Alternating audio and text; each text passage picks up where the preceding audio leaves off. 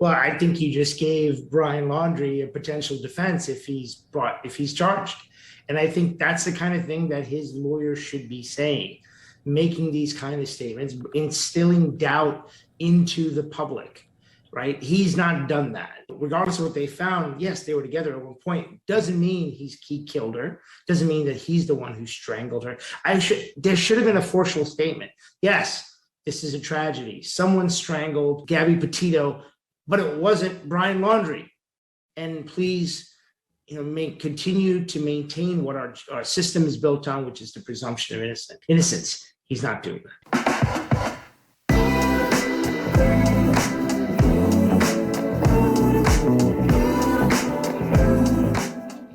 I'm going to bring on Vinoo Varghese. He is a criminal defense attorney.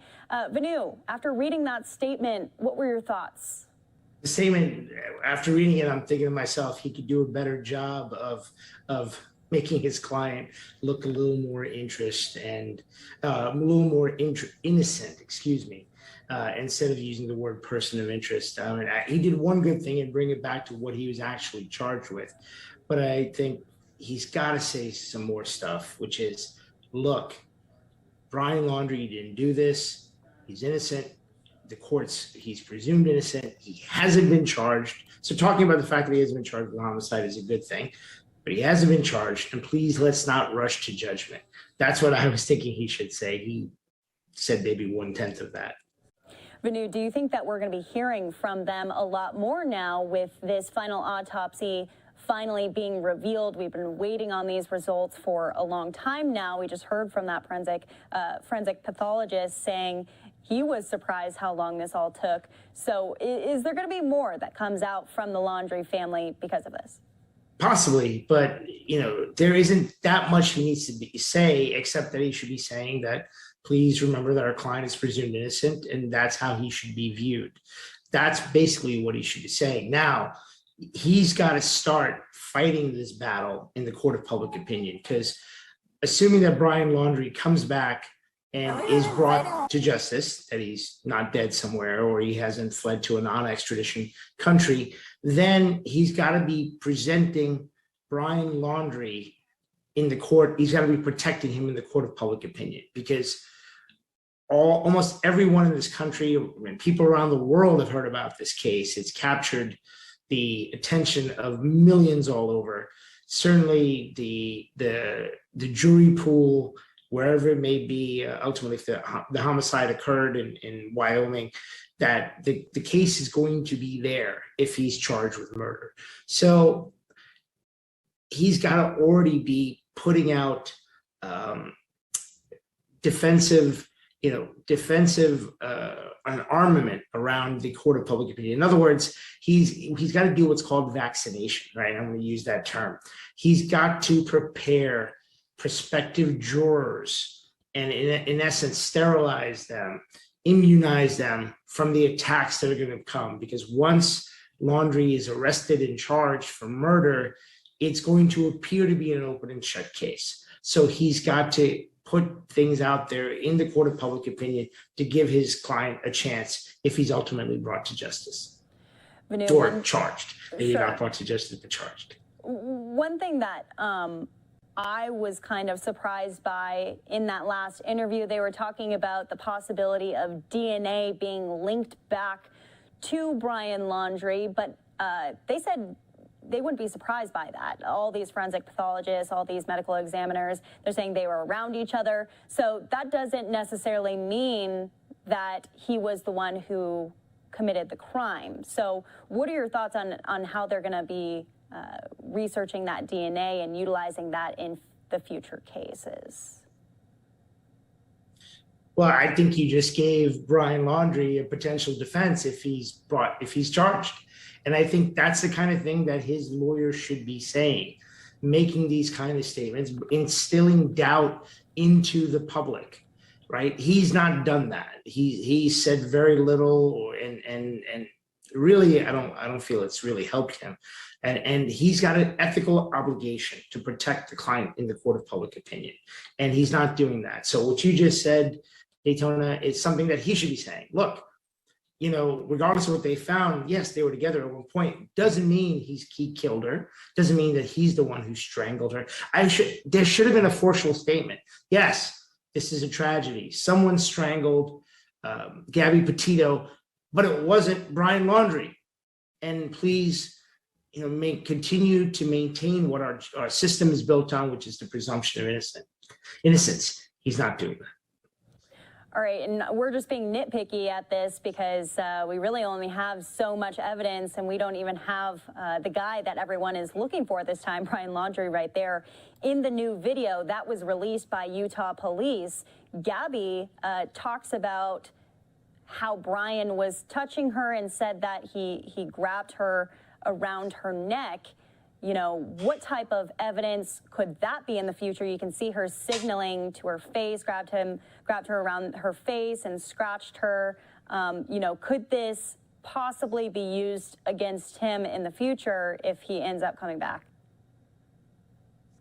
It's a great question. And I think certainly law enforcement would like to use that against him. But, the evidence laws are such that these aren't the kind of things that will come in under evidentiary rules. So it doesn't appear that statement comes in because there's something called a dying declaration. So if there was a video of her right before she was killed saying Brian did it, then that would come in. But that's not what this is. In fact, it's his lawyer would argue, if I were his lawyer, certainly the prosecution is going to try to get this in.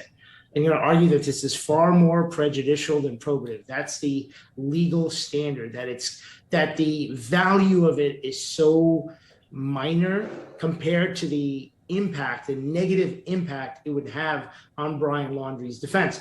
Because they got into an argument doesn't mean, or they got into a fight, that doesn't mean that he's the one who ultimately killed her. I mean, look, there's a theory going on around the internet that, this guy didn't kill her. He was so sick of her that he just left her and to fend for herself, and somebody else did this. And that is, that could bring along with it other charges, neglect and all that, but that doesn't mean it's necessarily homicide. Right. But I mean, a huge development today in that it was strangulation, because you can't strangle yourself. Someone else has to do it. So there was two people involved in this altercation of sorts. Going over to the possible prosecution side with with the Petito family, what do you think the steps are that their legal team is taking at this point? Well, you and I have spoken a couple times about this. I think the prosecution has enough to charge him. The question is, do they have enough to convict him beyond a reasonable doubt? And they certainly, had enough to get a search warrant, to go into his house, get his clothing and other items. And for a lot of prosecutors, that's enough. They don't really care. They don't want, they're not interested in finding more. And certainly he left her. He went back to Florida with her car. There is enough there to charge him, besides the credit card, or the unlawful use of credit card, or whatever they charged him with. So that's enough there. But I imagine that the prosecution is looking for more. At a certain point, they may not have more, and they're gonna have to sit there and make a decision. Okay, look, we certainly have enough. He was with her. She's dead. She was strangled. He was the last one known to be with her. Therefore, it's reasonable to believe that he was the one who murdered her. I mean, I am a former prosecutor. You know how these guys think. And I think that will likely be enough. And eventually the public is going to be, the din, the noise, the clamoring is going to be so loud that they're going to have to charge him, particularly if they find him. And if they find him, and, I can tell you credit card fraud or theft will not be enough to satisfy what is become she's become a face of people who are longing to see this, Brian Laundrie get charged and ultimately be prosecuted, charged and convicted. What happens if they don't find him? Well, I think that they could potentially charge him in absentia, is the term, but I'm not sure they will do that, because there's a certain point. Well, they could do that, and then they could argue that he has voluntarily left the jurisdiction, and he has made himself unavailable to be found. Now that poses a problem from a PR perspective if he's found dead, and by some other means or whatever. But I think that they can do that. They may not want to do that. They can do that. These are the decisions that the state's attorney or district attorney in that county is going to have to weigh as to what they want to do. Because, as I said, I think the public is it's not going to be much longer where, and a lot of these prosecutors are at the state level they are elected. And so if there's an election campaign up around the corner, he's certainly going to be want to be the one that charged Brian Laundrie with murder, as opposed to be the one who didn't do anything, and that gives a platform for his opponent or her opponent to run on in a race, in a local race. Now, if the feds want to come in, they could, but I don't see a federal charge here. They're certainly aiding in the investigation. If she was just murdered in Wyoming, the chances of a federal charge are slim, unless it was at a federal park, and then they could potentially charge him, the feds. But I think the feds would probably leave it. If they don't have Laundrie and they don't have enough, the feds will probably leave it to the local district attorney. Yeah, Vinoo, taking it one step further, if they don't have Brian Laundrie, what role would his parents be playing in all of this, potentially?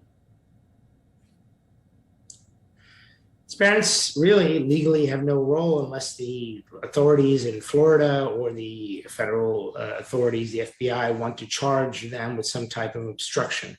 So, for example, if they gave interviews to the FBI and it turns out that something they told the FBI was not true, they could be potentially charged with obstruction.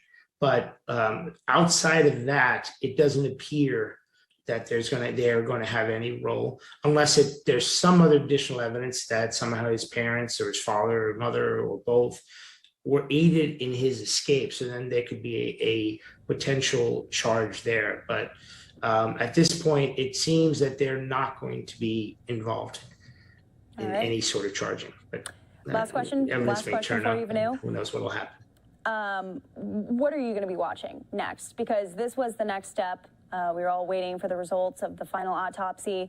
What do you think is next?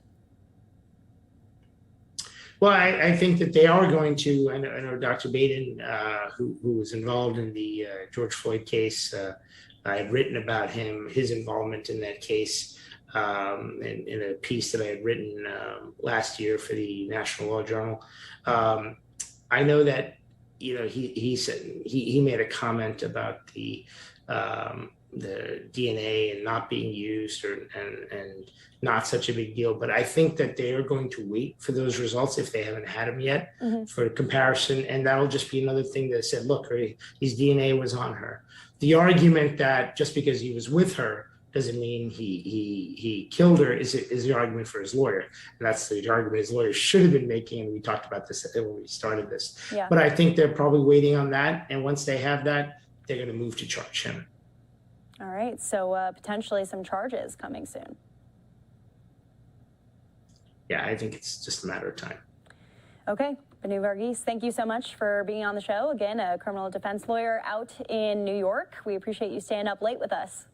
My pleasure.